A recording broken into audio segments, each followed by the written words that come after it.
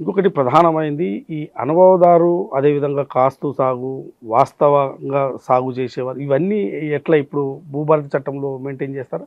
తెలంగాణలో ఈ ఈ అంశం మీదనే చాలా పెద్ద ఎత్తున చర్చ జరిగింది. ధరణి వచ్చిన తర్వాత ఒక పెద్ద ఇబ్బంది ఏమొచ్చిందంటే తెలంగాణ మీకు మీకు తెలియంది కాదు. తెలంగాణ నేపథ్యంలో చూస్తే కొంత లక్షల కుటుంబాలు భూమి దున్నుకుంటున్నారు.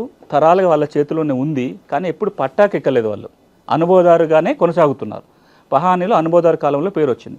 అది తెలంగాణ రైతాంగ సాయుధ పోరాటం ఫలితం కావచ్చు, నక్సల్బరీ ఉద్యమం ఫలితం కావచ్చు, లేదా భూస్వాములు ఊళ్ళకి వెళ్ళిపోయినప్పుడు కావచ్చు, వాళ్ళ తక్కువ ధరకు అమ్ముకొని పోయి చిన్న చిన్న రైతులు ఆ భూములు 30 ఏళ్ళు, 40 ఏళ్ళు, 50 ఏళ్ళు, 60 ఏళ్ళుగా దున్నుకుంటున్నారు. కానీ వీళ్ళు పట్టా చేయించుకోలే. వాళ్ళ కాగితాలు కూడా లేకపోవచ్చు. వీళ్ళందరూ ఎక్కువ శాతం ఏమైంది, కేవలం అనుభవదారు కాలంలో పేరు వచ్చింది. పట్టా కాలంలో ఆ పాత పట్టాదారు పేర్లే కొనసాగింది. ధరణి ఎప్పుడైతే వచ్చిందో ఈ అనుభవదారు కాలం ఎగిరిపోయింది. పట్టా కాలంలో ఉన్నోడికి ధరణి పాస్ పుస్తకం వచ్చింది. ఈ కాస్త ఆధారం కూడా అనుభవదారులో ఉన్నవాడికి లేకుండా పోయింది. అందులో కొద్దిమంది సాదా బనామాలు చేయించుకొని పట్టాలు తెచ్చుకొని ఉన్నారు. చాలా చోట్ల మనం తెలంగాణ ఇప్పుడు ఏమింటున్నామంటే ఇంకా భూమి దున్నుకుంటున్నాము, కానీ ఎవరో ధరణి బుక్ తెచ్చుకొని రైతు భరోసా తెచ్చుకుంటున్నారు. వాళ్ళు భూమికి వచ్చే ప్రయత్నం చేస్తున్నారు, ఇంజక్షన్ ఆర్డర్లు తెచ్చుకుంటున్నారు, బలవంతంగా భూముల నుంచి తొలగించే ప్రయత్నం చేస్తున్నారు. వీళ్ళకి ఆధారం ఏంటి?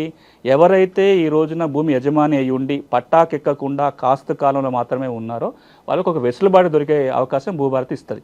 రేపు పొద్దున పహాని నిర్వహణ మళ్ళీ మొదలైతే అందులో వీళ్ళ వివరాలు రాసే అవకాశం ఉంటుంది. కొన్ని వేల మందికి యజమాని అయ్యుండి, మనమే ఆక్రమణదారుల గురించో బలవంతం లాక్కున్న వాళ్ళ గురించి మాట్లాడేట్లా, భూమి యజమాని అయి ఉండి పట్టాకాలంకి ఎక్కకుండా కేవలం అనుభవంలో మాత్రమే ఉన్న వాళ్ళకి ఈ భూభారతి యొక్క భరోసా ఇవ్వనుంది.